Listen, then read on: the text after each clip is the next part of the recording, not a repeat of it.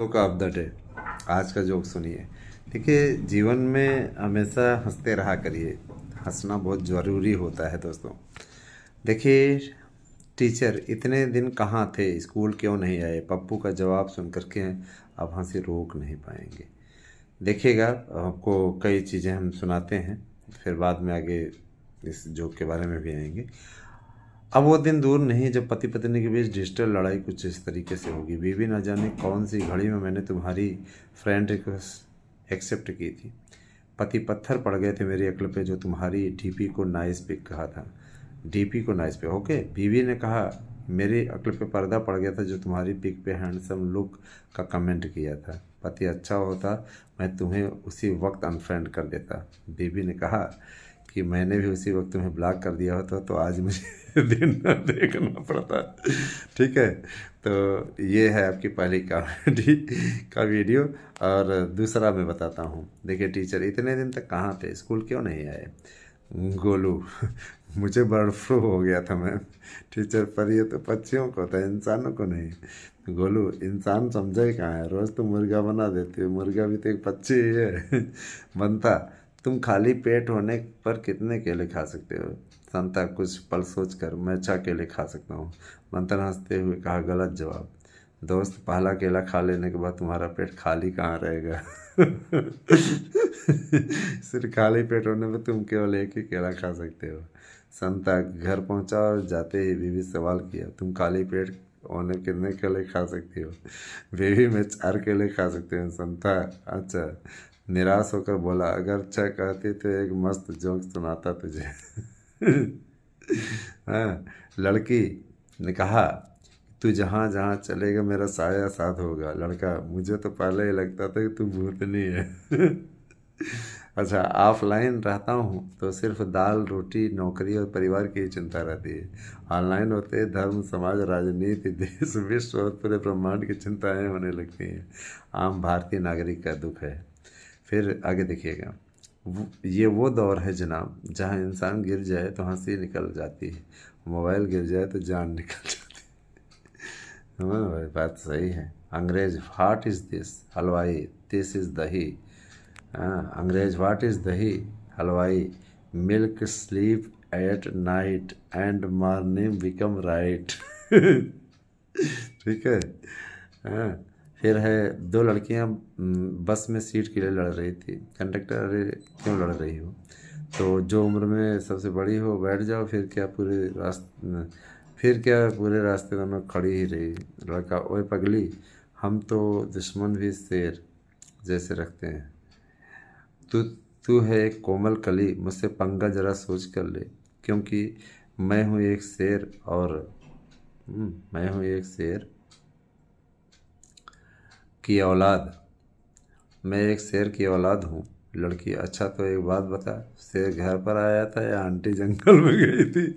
Solid वाली बेइज्जती।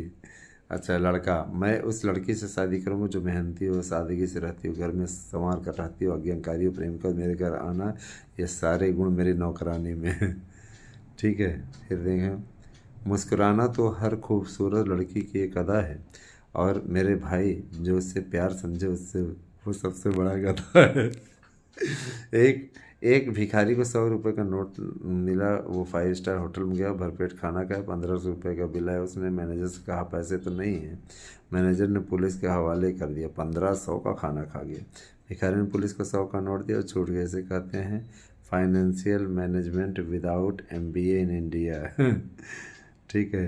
अच्छा, फिर है, एक लड़की एक लड़के के साथ बैठी थी, दूसरे दिन दूसरे लड़के के साथ बैठी और तीसरे दिन तीसरे लड़के के साथ बैठी। इस कहानी से हमें क्या शिक्षा मिलती है?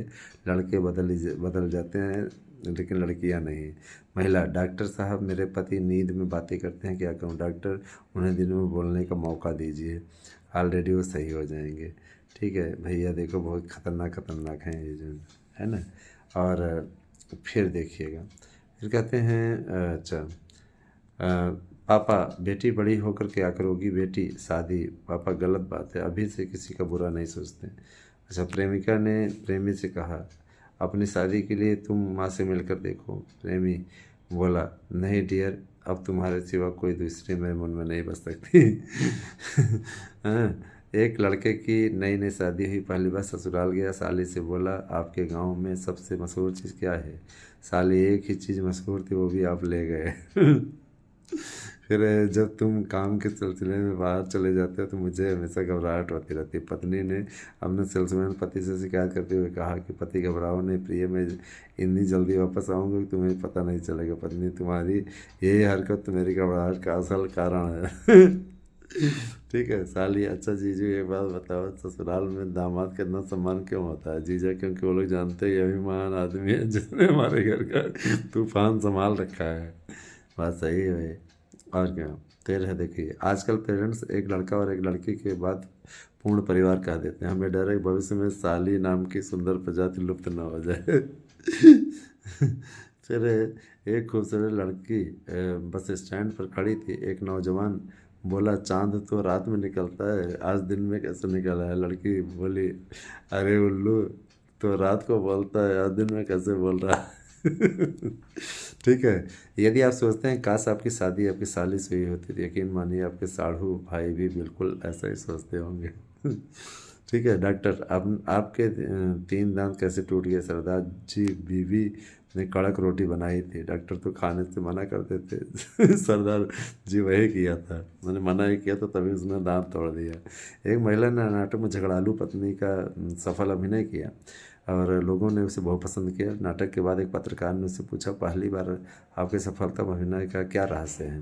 महिला बोली इसमें कोई खास बात नहीं, मंच पर आकर कलाकार साथी के साथ बोलते समय मैंने यह मन में यह सोच लिया था वास्तव में अपने पति से बोल रही हूँ। जीजा अपनी साली के साथ चैटिंग करते हो, जीजा वाह तुम तो अपनी बहन से भी ज़्यादा खूबसूरत हो। साली, जीजू आप बड़े वो हो। अच्छा जीजा, अच्छा तो ये बताओ कि तुम इतनी खूबसूरत कैसे हो? आखिर क्या इस्तेमाल करती हो? साली, फोटोशॉप, कैमरा, फिल्टर। जीजा जी बेहोश। ठीक है। पति, कल मेरे ख्वाब में एक लड़की आई। पत्नी, अकेले